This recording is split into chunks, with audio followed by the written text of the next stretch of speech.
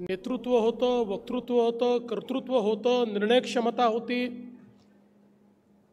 हिम्मत होती, संघर्ष होता, असे आपल्या सर्वांचे लाडके नेते, या महाराष्ट्राचे लोकनेते स्वर्गीय गोपीनाथरावजी मुंडे साहेब यांच्या पूर्णाकृती पुतळ्याच्या अनावरण प्रसंगी मंचावर उपस्थित असलेल्या मुंडे साहेबांचा वारसा अत्यंत समर्थपणे चालवणाऱ्या आमच्या भगिनी सौ पंकजाताई मुंडे, लातूरचे पालकमंत्री माननीय शिवेंद्रसिंहराजे भोसले, ग्रामविकास मंत्री जयकुमारजी गोरे, मंचावर उपस्थित आमदार आणि माजी मंत्री श्री धनंजयजी मुंडे, आमदार संभाजी पाटील निलंगेकर, आमदार विक्रम काळेजी, आमदार अभिमन्यूजी पवार, आमदार संजयजी बनसोडे आणि ज्यांनी मेहनत करून आजचा हा कार्यक्रम इतका भव्य केला, ते लातूर ग्रामीणचे लोकप्रिय आमदार रमेशप्पा कराड, संजयजी केणेकर, देवेंद्रजी कोठे, बसवराजजी पाटील, अजितजी कव्हेकर, पाशाजी पटेल, गोविंदजी केंद्रे, शिवाजीराव पाटील कव्हेकर, आमच्या अर्चनाताई पाटील चाकूरकर, संजयजी कोडगे, अरविंद पाटील निलंगेकर, ज्यांच्या काळामध्ये हा पुतळा या ठिकाणी स्थापित झाला, ते राहुल केंद्रेजी, बळवंत शिवसेनेचे बळवंत जाधवजी, मकरंद सावेजी, देविदास काळेजी, प्रेरणा होनराव, अमोल निडवदे, आपल्या जिल्हाधिकारी वर्षाताई ठाकूर, शहाजी उमाप, राहुल कुमार मीणा, अमोल तांबे, श्रीमती मानसी मीणा, मंचावरील सर्व मान्यवर पदाधिकारी, अधिकारी आणि माझ्यासमोर उपस्थित असलेले मुंडे साहेबांवर मनापासून प्रेम करणाऱ्या सर्व माझ्या भगिनी आणि बंधूंनो, आज लातूर जिल्हा परिषद, या जिल्हा परिषदेचे माजी सर्व पदाधिकारी, अधिकारी यांचं मी मनापासून अभिनंदन करतो, त्यांचे आभार मानतो की या जिल्हा परिषदेच्या आवारामध्ये लोकनेते गोपीनाथराव मुंडेजी यांचा पूर्णाकृती पुतळा स्थापित झाला आणि माझं भाग्य समजतो की त्याचं उद्घाटन करण्याची संधी ही मला या ठिकाणी प्राप्त झाली, म्हणून खरोखर मनापासून आभार व्यक्त करतो। ताईंनी उल्लेख केला की एकीकडे स्वर्गीय विलासरावजी देशमुख यांचा पुतळा आहे।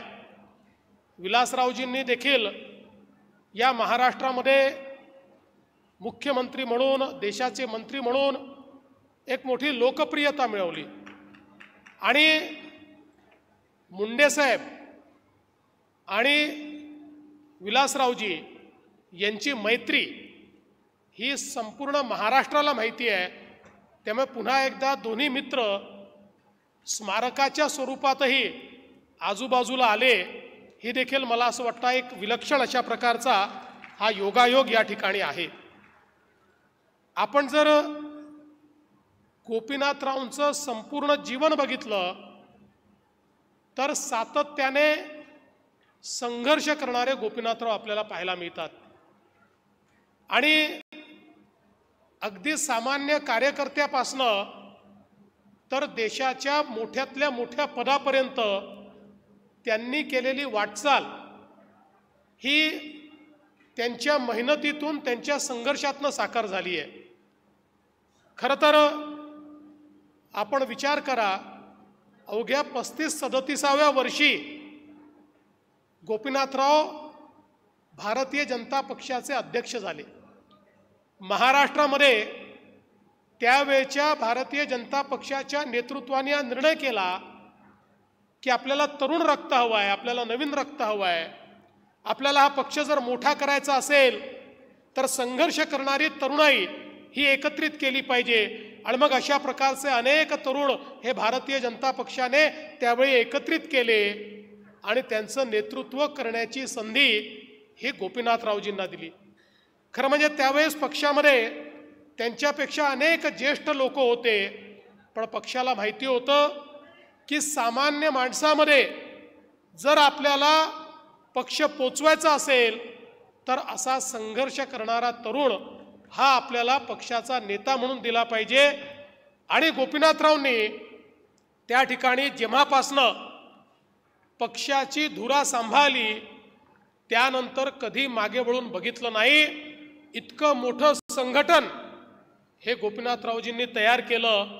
आज आपण पाहतोय भारतीय जनता पार्टी महाराष्ट्रातला सर्वात मोठा पक्ष आहे, देशातला तर आहेच, पण महाराष्ट्रातला सर्वात मोठा पक्ष म्हणून भारतीय जनता पार्टी ज्यावेळेस आपल्याला पाहायला मिळतो, याची नीव ठेवणारे, याचे पायवा ठेवणारे जे काही बोटावर मोजण्या इतके लोक आहेत, त्यातलं ठळक नाव, प्रमुख नाव जर कुठलं असेल तर ते गोपीनाथरावजी मुंडे यांचं आहे. हे देखील आपल्या सर्वांना कबूल करावं लागेल. आणि मग त्यांनी वेगवेगळ्या यात्रांच्या माध्यमातून एक मोठा संघर्ष उभा केला. आणि आपल्याला माहिती आहे 90च्या दशकामध्ये ज्यावेळेस गोपीनाथरावांना विरोधी पक्षनेता पद मिळालं, महाराष्ट्राच्या राजकारणामध्ये विरोधी पक्षनेते कसे असावे याचं जेव्हा आपण उदाहरण देतो तेव्हा पहिलं नाव आपल्या डोळ्यासमोर हे गोपीनाथराव मुंडेंचं येतं. आपल्याला माहिती आहे की आपण इतिहासात ऐकतो की मुघलांना संताजी धनाजी हे पाण्यामध्ये देखील दिसायचे. तशी अवस्था 90च्या दशकामध्ये झाली होती. त्यावेळेस मुघल नव्हते, मी विरोधकांना मुघल म्हणत नाही, नाहीतर कोणीतरी म्हणेल विरोधकांना मुघलच म्हटलं, पण तेव्हाच्या सत्ताधाऱ्यांना रात्री झोपेतही गोपीनाथरावजीच दिसायचे. आणि उद्या गोपीनाथरावजी काय गौप्यस्फोट करतील याची धडकी ही त्या ठिकाणी सत्तारूढ पक्षाला असायची. एक एक राजकारणाच्या गुन्हेगारीकरणाच्या विरुद्ध एक एक विषय जो गोपीनाथरावजींनी मांडला. आणि विषय मांडत असताना अलीकडच्या काळामध्ये लोक हवेत बार सोडतात, पुरावे काहीच नसतात, बोलून निघून जातात, दुसऱ्या दिवशी वेगळं बोलतात, अनेक वेळा मीडियाही त्यांना विचारत नाही. पण गोपीनाथराव मुंडे अशा व्यक्तीचं नाव होतं ज्याने विधानसभेमध्ये उभं राहून आरोप केला तर कधीच आरोप परत घेण्याची वेळ त्यांच्यावर आली नाही. समोरच्याचा राजीनामा घेऊनच ते खाली बसले. अशा प्रकारचं गोपीनाथरावांचं काम होतं. आणि म्हणून राजकारणाच्या गुन्हेगारीकरणावर एक एक ज्यावेळेस त्यांनी त्या ठिकाणी काम करणं सुरू केलं आणि मग ज्या काळामध्ये या महाराष्ट्रामध्ये दाऊदचा बोलबाला होता त्यावेळी थेट सभागृहामध्ये उभं राहून दाऊदला देखील आव्हान देण्याचं काम हे गोपीनाथराव करायचे. आणि त्या काळच्या सत्ताधाऱ्यांना तुम्ही कसे दाऊद खाली दबलेले आहात हे सांगण्याचं धारिष्ट देखील गोपीनाथराव मुंडेंमध्ये होतं. आपल्याला माहिती आहे ज्या प्रकारे त्यांनी एक एक त्या काळामध्ये घोटाळे बाहेर काढले, एक एक त्या ठिकाणी स्कॅम बाहेर काढले, त्यातून खऱ्या अर्थानं महाराष्ट्रामध्ये एक वातावरण उभं झालं. आणि 1995ला त्याच वातावरणामध्ये गोपीनाथरावजी संघर्ष यात्रा घेऊन निघाले आणि त्या संघर्ष यात्रेने खऱ्या अर्थानं उभा महाराष्ट्र ढवळून काढला. आपल्याला माहिती आहे संघर्ष यात्रा ज्या गावात जायची त्या ठिकाणी गावच्या गावं रिकामी व्हायची. अनेक ठिकाणी जेव्हा संघर्ष यात्रा एखाद्या गावात जाऊ शकायची नाही त्यावेळेस अख्खं गाव रिकामं येऊन त्या ठिकाणी मोठ्या रस्त्यावर यायचं, महामार्गावर यायचं, कारण त्यांना गोपीनाथरावजींची एक झलक पाहायची असायची. अशा प्रकारची संघर्ष यात्रा काढून या महाराष्ट्रामध्ये एकीकडे गोपीनाथराव आणि दुसरीकडे हिंदुहृदय सम्राट शिवसेना प्रमुख बाळासाहेब ठाकरे यांनी अशा प्रकारचं रान पेटवलं की महाराष्ट्रामध्ये परिवर्तन घडलं. आणि महाराष्ट्रात पहिल्यांदा महायुतीचं सरकार आलं। या सरकारमध्ये देखील अनेक खाती त्या ठिकाणी मुंडे साहेबांनी पाहिली। ऊर्जा खातं असेल, पाटबंधारे खातं असेल, पण सगळ्यात महत्त्वाचं खातं जे मुंडे साहेबांनी सांभाळलं ते म्हणजे गृह खातं।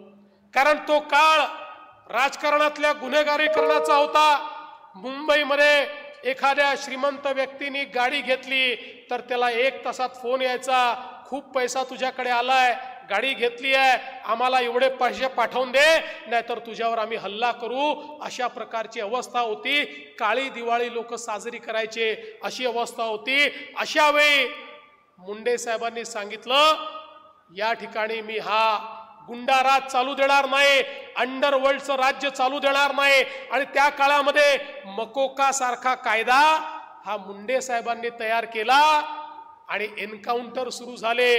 गोळीचं उत्तर गोळीने देणं चालू झालं आणि अशा प्रकारची दहशत तयार झाली की अंडरवर्ल्डमध्ये कोणाची हिम्मत कोणाला फोन करायची राहिली नाही।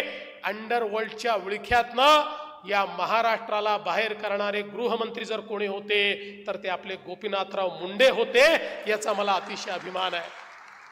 आणि म्हणून हजारो गोष्टी त्या काळातल्या सांगता येतील की ज्या मुंडे साहेबांनी एक प्रकारे या महाराष्ट्राला नवीन महाराष्ट्र घडवण्याकरता केलेल्या आपल्याला पाहायला मिळाल्या।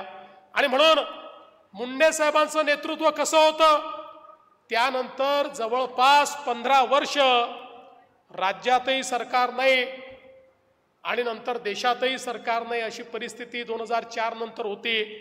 1999ला आपलं सरकार अगदी थोड्या मतांनी गेलं, पण मुंडे साहेबांनी संघर्ष सोडला नाही। आणि एखादा व्यक्ती कसा असो बघा, मी अगदी जवळून बघितलेलं आहे। खरं तर अनेक वेळा पद गेली की लोक फारसं विचारत नाही, पद असली की समोर समोर करणारी लोक पद गेल्यानंतर दिसतही नाही। पण 15 वर्ष पदावर नसतानाही मुख्यमंत्र्यापेक्षा जास्त रुबाब असलेला नेता जर कोणी असेल तर ते आमचे गोपीनाथराव मुंडे होते। पदाची आवश्यकताच नव्हती। गोपीनाथराव ज्यावेळी रस्त्याने निघायचे त्यावेळी मुख्यमंत्री उपमुख्यमंत्र्यापेक्षा देखील जास्त लोकांचं समर्थन, साथ आणि आशीर्वाद हा मुंडे साहेबांना मिळायचा। आणि या सगळ्या संघर्षामध्ये मला या गोष्टीचा अतिशय मनापासून आनंद आहे की मला खूप जवळून त्यांच्यासोबत काम करायला मिळालं। विधानसभेमध्ये विशेषतः मला एक फायदा होता, मी वयाने लहान होतो, त्यामुळे मुंडे साहेब सगळी कामं मला सांगायची, कुठली गोष्ट करायची असेल तरी मला जबाबदारी द्यायची। त्यामुळे इतक्या गोष्टी त्यांच्याकडनं शिकायला मिळाल्या। एखाद्या प्रसंगामध्ये काय केलं पाहिजे, कसं उत्तर दिलं पाहिजे, कशी कुरघोडी केली पाहिजे, याची जी हातोटी त्या ठिकाणी गोपीनाथरावजींकडे होती असे फार कमी लोक आपल्याला पाहायला मिळतात। अलीकडच्या काळामध्ये आपल्याला अशा प्रकारच्या डिबेट्स पाहायला मिळत नाहीत, पण गोपीनाथरावजी ज्यावेळेस एकेका विषयावर सरकारचे साल्ट काढायचे त्यावेळी त्यांची बोलण्याची जी शैली होती त्यातला खुमासदारपणा होता। समोरच्यावर वज्राघात करत असताना देखील त्याला सहनही होत नाही आणि सांगताही येत नाही अशी परिस्थिती ते करायचे। त्याच्याशी संबंध त्यांनी कधी खराब केले नाहीत, संबंध चांगले असायचे। पण मी तुम्हाला सांगतो, गोपीनाथरावजींनी सगळ्यात मोठी शिकवण काय दिली जी माझ्या जीवनामध्ये मी अनेक वर्ष पाळतो आणि पाळली आहे। आणि मला असं वाटतं की जे काही थोडं बहुत यश मला मिळालं ते त्या शिकवणीमुळे मिळालं। मला गोपीनाथरावजी एक दिवस म्हणाले, देवेंद्र एक लक्षात ठेव, सत्ता जी असते ती अशी असते की ती अनेक आमिष आपल्याला दाखवते। सत्ता ही अनेक वेळा आपल्याला वश करते, पण लक्षात ठेव सत्तेशी संघर्ष करायला शिक। ज्या दिवशी विरोधी पक्षात असताना सत्तेशी समझोता करशील त्या दिवशी कदाचित संपत्ती मोठी होईल पण नेतृत्व कधी मोठं होऊ शकणार नाही। आणि म्हणून सत्तेशी समझोता करू नकोस। आणि मी जीवनभर ते पाळलं, जोपर्यंत विरोधी पक्षात होतो तोपर्यंत पाळलं। मध्ये 2.5 वर्ष पुन्हा एकदा विरोधी पक्षात जायची वेळ आली, एकही दिवस सत्ता पक्षाच्या नेत्यांना झोपू दिलं नाही, कारण माझ्यासोबत गोपीनाथराव मुंडेंची शिकवण होती, सत्तेशी संघर्ष करायचा, सत्तेशी समझोता करायचा नाही. तो समझोता कधी केला नाही.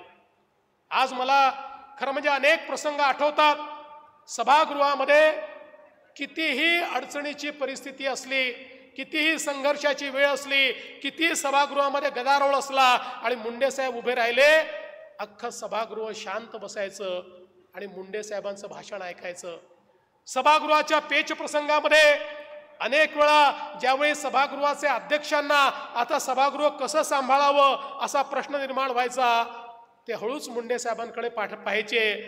मग मुंडे साहेब तर विरोधी पक्षात होते, पण एक जबाबदार नेते होते. जबाबदार नेता हा सत्ता पक्षात असो की विरोधी पक्षात असो, तो कधीही आपल्या विधानसभेची पत खाली जाऊ देत नाही. आणि मग त्यांनी बघितल्याबरोबर मुंडे साहेबांच्या लक्षात यायचं की आता हे सभागृह सांभाळण्याची जबाबदारी आपली आहे. आणि मग मुंडे साहेब उभे राहायचे आणि त्या ठिकाणी ते सभागृह सांभाळायचे आणि सभागृहातलं वातावरण हे पूर्णपणे त्या ठिकाणी परिवर्तित व्हायचं.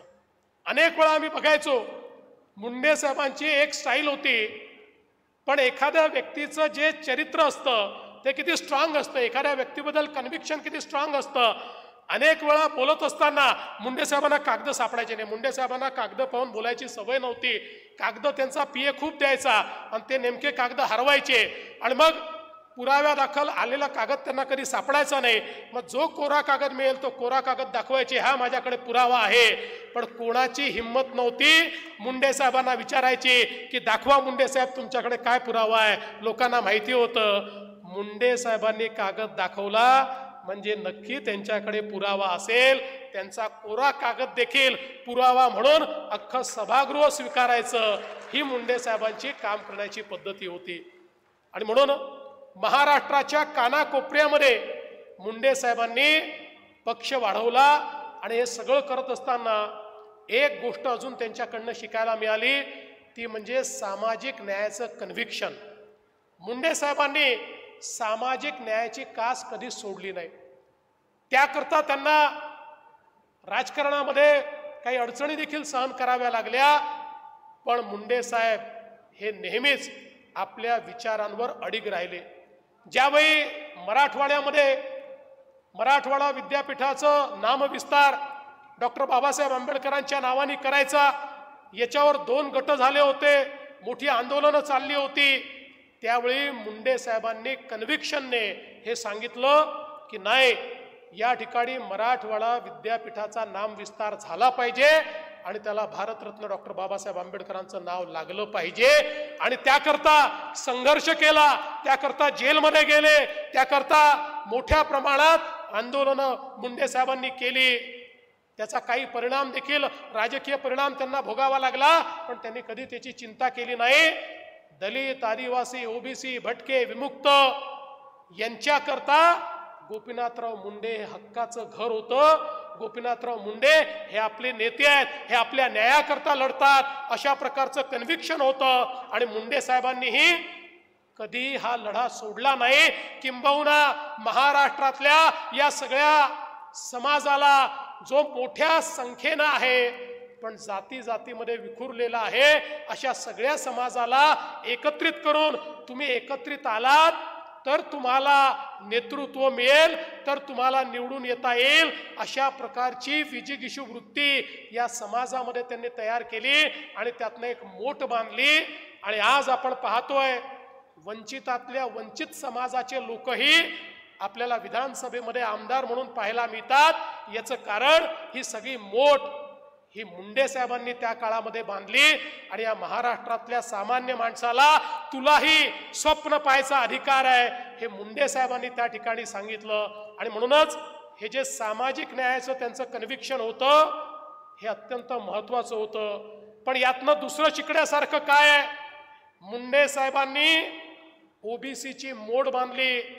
ओबीसीचे नेते म्हणून मुंडे साहेबांकडे पाहिलं गेलं, पण ओबीसीचे नेते म्हणून त्यांच्याकडे पाहत असताना ते इतर कुठल्या समाजाच्या विरोधात आहे असं कोणीच कधी त्यांच्याबद्दल म्हणू शकलं नाही. इतर समाजांनाही मुंडे साहेबांबद्दल तेवढंच प्रेम होतं. आजच्या राजकारण्यांना हे शिकावं लागेल आणि आजच्या माध्यमांना हे समजावं लागेल, एखाद्या समाजाचं त्या ठिकाणी कल्याण झालं पाहिजे याकरता दुसऱ्या समाजाचा दुस्वास करण्याची आवश्यकता नाही आहे. आपण सगळे एकत्रितपणे या महाराष्ट्राचं कल्याण करण्याकरता चाललो. त्यामुळे ज्या ज्या समाजामध्ये जो जो वंचित आहे त्या प्रत्येकाचं कल्याण करण्याची जबाबदारी ही आपल्या राज्यकर्त्यांकरता आहे, ही सगळ्या नेत्यांकरता आहे.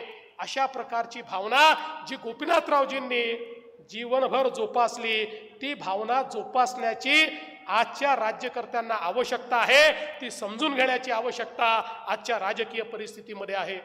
आणि म्हणूनच मला असं वाटतं की खरं तर त्यांच्या जीवनामध्ये मला इतक्या गोष्टी जवळून पाहायला मिळाल्या की त्या प्रत्येक गोष्टीचा उल्लेख जर मी करू लागलो तर कदाचित तास 2 तास देखील कमी पडतील. ते ज्यावेळेस लोकसभेमध्ये गेले, आपल्याला माहिती आहे लोकसभेमध्ये गेल्यानंतर ते उपनेते झाले. अनेक वेळा महाराष्ट्रातनं गेलेले नेते हे लोकसभेमध्ये हरवून जातात. वर्षानुवर्ष 40 वर्ष महाराष्ट्रात राजकारण केलेले गोपीनाथरावजी लोकसभेमध्ये गेल्यानंतर पहिल्याच अधिवेशनात त्यांनी आपली चुणूक दाखवली आणि त्यानंतर लोकसभेला देखील त्यांनी आपलंसं करण्याचं काम केलं. खरं म्हणजे आपलं सगळ्यांचं दुर्दैव आहे की गोपीनाथरावजींना केंद्रीय मंत्री म्हणून काही दिवसाचाच काळ मिळाला. जर गोपीनाथरावजी ग्रामविकास विभागाचे मंत्री म्हणून केंद्रात काम करत होते, गोपीनाथरावजींना अधिक काळ मिळाला असता तर या देशामध्ये एक चमकता तारा म्हणून, या देशाचे नेते म्हणून गोपीनाथजींना आपण पाहू शकलो असतो. मगाशी रमेश अप्पा तुम्ही सांगितलं, हे खरं आहे की गोपीनाथजींनी त्या सभेमध्ये हे सांगितलं की देशात नरेंद्र आणि महाराष्ट्रात देवेंद्र. पण त्याच्यानंतर मला माध्यमांनी विचारलं, गोपीनाथरावजी होते, मी माध्यमांना सांगितलं हे काही म्हणू द्यात पण आम्ही गोपीनाथरावजींना उधारीवर मोदीजींना दिलाय. विधानसभेची निवडणूक झाली की आम्ही गोपीनाथरावजींना परत आणणार आहोत आणि या महाराष्ट्राचा मुख्यमंत्री बनवणार आहोत. खरं म्हणजे आमचं ते स्वप्न दुर्दैवाने पूर्ण होऊ शकलं नाही. आज खरं म्हणजे ज्यावेळी या पदावर मी बसतो त्यावेळी मला याची जाणीव असते की गोपीनाथरावजींसारख्या व्यक्तींनी केलेल्या या बलिदानामुळे, त्यांनी केलेल्या संपूर्ण या कार्यामुळे आज आमच्यासारख्या मंडळींना ही सगळी पदं भोगता येत आहेत. आणि म्हणूनच मला असं वाटतं की शेवटी आपण एखादा पुतळा का बांधतो तर तो पुतळा याकरता बांधतो की त्यांनी आपल्याला जो मार्ग दाखवलेला आहे त्या मार्गावर चालण्याकरता पुतळा बांधतो. आणि म्हणून मला या गोष्टीचं समाधान आहे की ज्या गोष्टीकरता गोपीनाथरावजींचा सातत्याने आग्रह असायचा ती प्रत्येक गोष्ट करण्याचा प्रयत्न आम्ही करतो.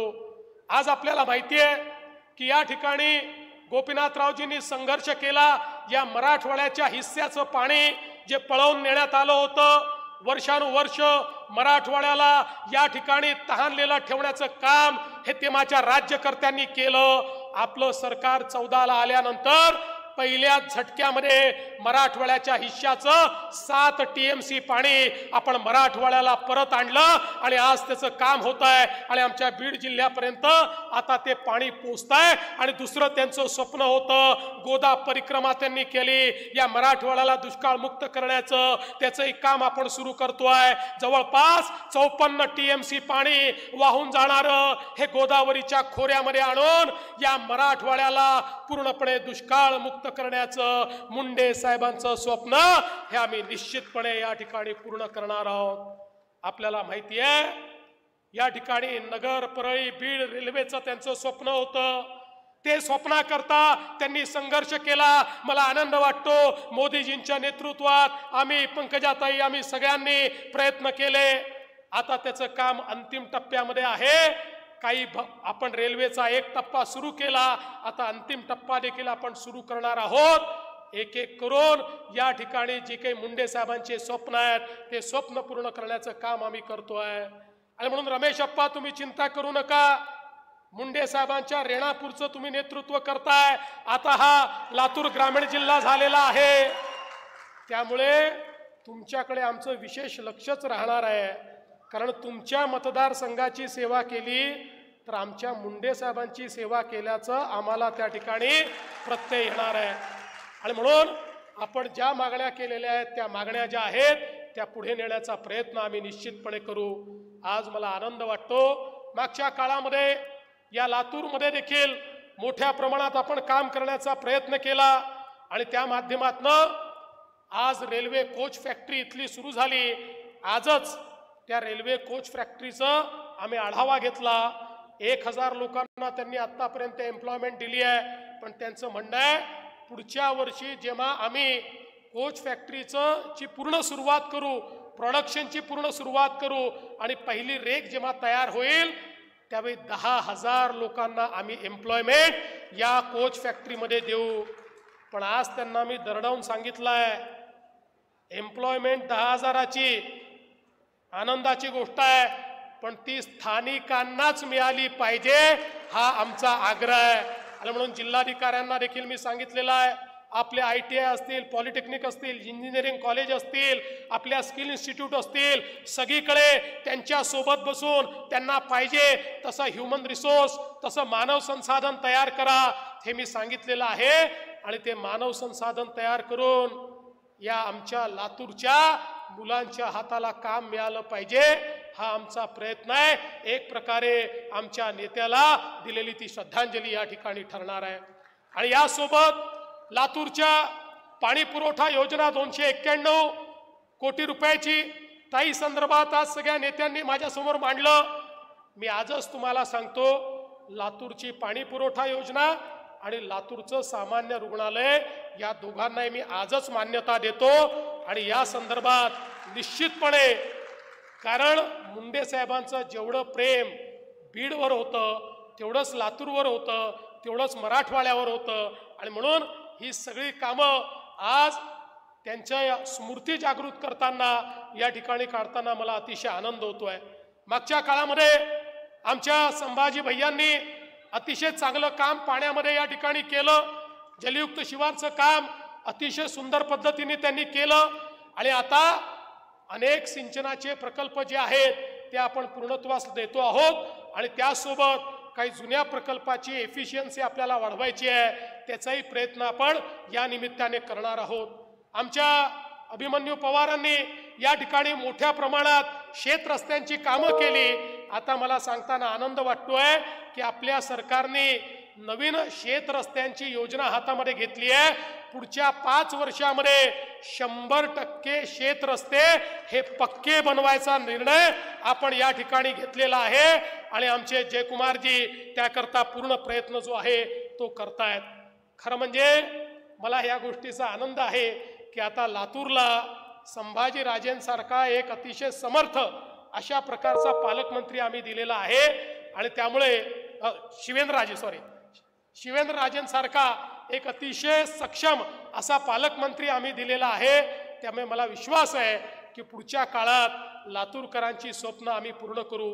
आणि म्हणून आज या निमित्ताने पुन्हा एकदा मी आपल्या सर्वांना आश्वस्त करू इच्छितो की मुंडे साहेबांनी या ठिकाणी जो मार्ग दाखवलेला आहे, समाजातल्या शेवटच्या व्यक्तीला विकासाच्या मुख्य धारेमध्ये आणण्याचा, समाजाला संघटित करून संघर्ष करून त्यातनं समाजापर्यंत विकास पोहोचवण्याचा, हे सगळे स्वप्न पूर्ण करण्याचं काम आम्ही करू। आज पंकजाताई या ठिकाणी अतिशय समर्थपणे हा वारसा चालवतायत आणि निश्चितपणे आपण सगळे मिळून हा वारसा कसा पुढे नेता येईल याचा प्रयत्न करूया। मी पुन्हा एकदा आपल्या सर्वांचे मनापासून आभार मानतो, आपल्या जिल्हा प्रशासनाचे आभार मानतो आणि माझं बोलणं संपवतो। धन्यवाद। जय हिंद, जय महाराष्ट्र।